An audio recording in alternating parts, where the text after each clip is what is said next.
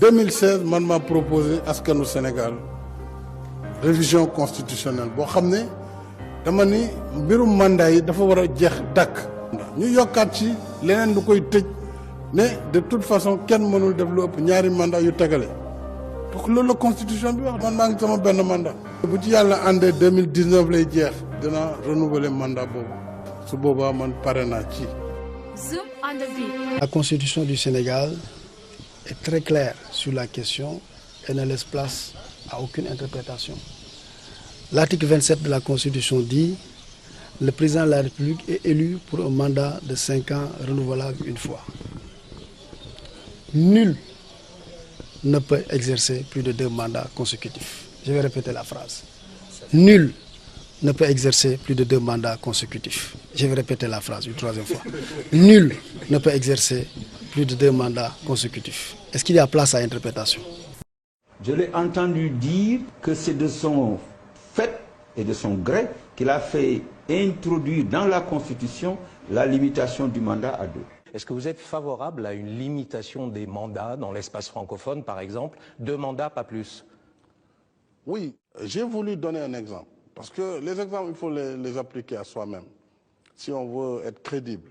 J'ai voulu, parce qu'avant mon élection, mon prédécesseur a voulu un 3e mandat qui a entraîné le Sénégal vers une période de tension vive. Il y a eu des morts, il ne faut pas qu'on oublie ce qui s'est passé. Et c'est la raison pour laquelle j'ai dit qu'il faut prendre le contre-pied et montrer qu'il est possible de remercier les électeurs et d'indiquer qu'on pouvait renoncer à des années de pouvoir. Comme moom moo wax lii bind ko urbi et orbi mu wër àddina yëpp ne yooyu dootu fi am dakkal na ko ci Sénégal. Il ne faut jamais oublier le contexte de 2011. C'est un contexte particulièrement difficile dans l'histoire politique de notre pays où pour un 3e mandat, le peuple est descendu dans la rue, disant ne touche pas à ma constitution, non pour un 3e mandat, et il y a eu des morts. Donc aujourd'hui, il s'agit de respecter cet engagement. Bien sûr, pas facile de renoncer au pouvoir. C'est évident, mais si l'on inscrit son action dans le développement du pays et qu'on a foi aux Sénégalais, on ne doit même pas se poser ces questions. On doit poser le principe, avancer, travailler, et puis l'avenir appartient à Dieu. Jeunesse sénégalaise qui est debout et qui dit non pour un 3e mandat à Abdoulaye Wade. nee na benn président dootul def lu ëpp ñaari mandat ndax bu yàggee day dem ba def boppam buur te Sénégal bëggul am buur. nañ ko jàppe loolu on le prend au mot yàggatul wax na ko bind na ko mi ngi ci suñu constitution. Nul ne peut faire plus de 2 mandats consécutifs. Les gens qui voulaient transgresser cette limite temporelle, mais le peuple veillera et l'évolution de notre pays fait que cela n'est pas possible. Dans certains pays, des gens pensent qu'ils doivent rester plus que nécessaire parce que peut-être ils ont une mission particulière. Ce n'est pas mon cas et je pense qu'aujourd'hui, tous doivent tenir compte de la réalité du monde d'aujourd'hui. Moi qui ai été président pendant plus de 19 ans, je vous le dis les yeux dans les yeux, je pense qu'à notre époque, 2 mandats suffisent largement à la tête d'un État. loolu ñu ñëpp dégg nañ ko mais ba tey kenn ci ñun déggagul mu ne danaa def 3e mandat même si tout semble s'y prêter ñun nag la ñu jàpp mooy dañ koy xaar ba mu wax la mu waxoon bëgg ko soppi su boobaa waa Sénégal daañu def la ñu defoon. na woon fa woon rek. xëy na du la ñu yoroon waaye même chose. Deuxième et dernier mandat. Oui, c'est clair que constitution bi man maa ko bindul bi ñu defee dañu ramener mandat bi de 7 à 5 ans dama ne le mandat est de 5 ans renouvelable une fois. dama yokk ci beneen clause boo xam ne c'était pour tuer ce débat mais comme le débat persiste toutefois nul ne peut faire plus de 2 mandats consécutifs. Si je suis réélu ça veut dire que je fais un mandat. Donc man ci sama li ma jàpp ak li ma gëm mooy bu ñu ma falaatee j'ai fait mon second mandat de 5 ans te nekk 7 plus 5 il faudra partir. C'est ça l'option fondamentale. Bien sûr. Bien sûr.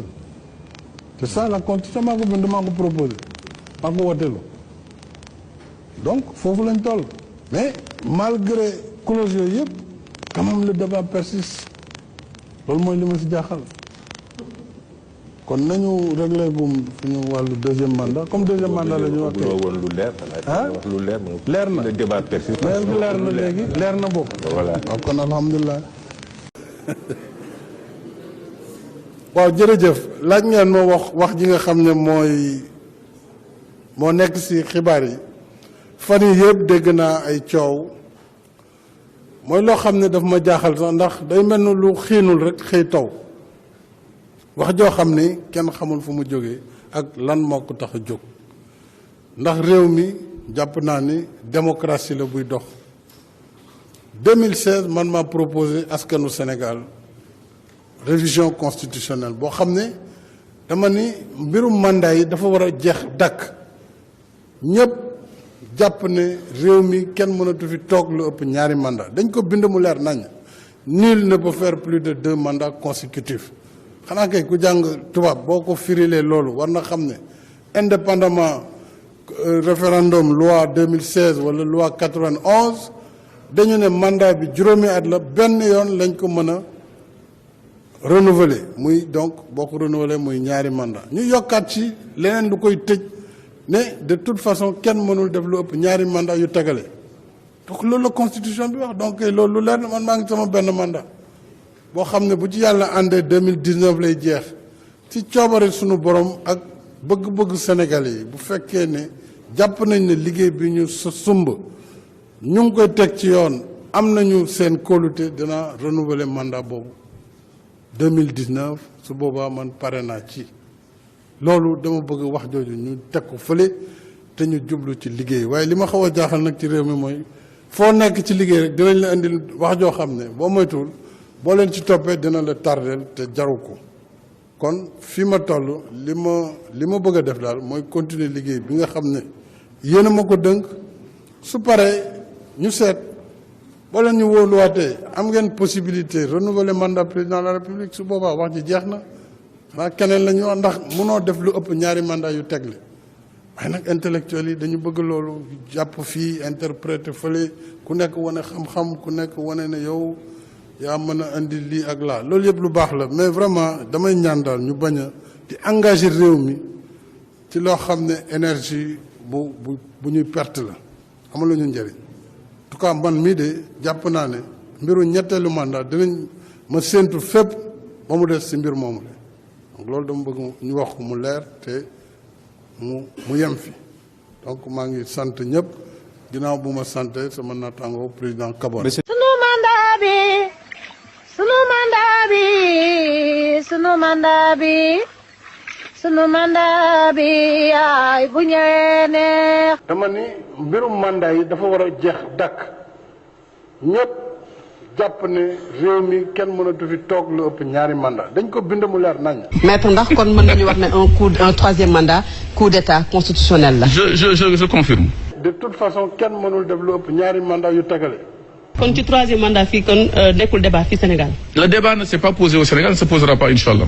donc loolu la constitution bi wax donc loolu lu leer na. kon président Macky Sall ñu ngi ci deuxième mandat am. oui. man maa ngi sama benn mandat boo xam ne bu ci yàlla àndee 2019 lay jeex ci coobare sunu borom ak bëgg-bëgg Sénégalais yi bu fekkee ne jàpp nañ ne liggéey bi ñu sumb ñu ngi koy teg ci yoon am nañu seen kóolute dina renouveler mandat boobu 2019 su boobaa man pare naa ci. lu am solo mooy aujourd'hui déggu leen fenn comme en Guinée comme en Côte d'Ivoire ou dans d'autres pays le président Macky Sall nee na je vais briguer un troisième mandat da nga ko dégg fenn Youssou Ndour nee na jóg dinaan da ngay nettali génte jàmbur bari pexe weesuwul loolu.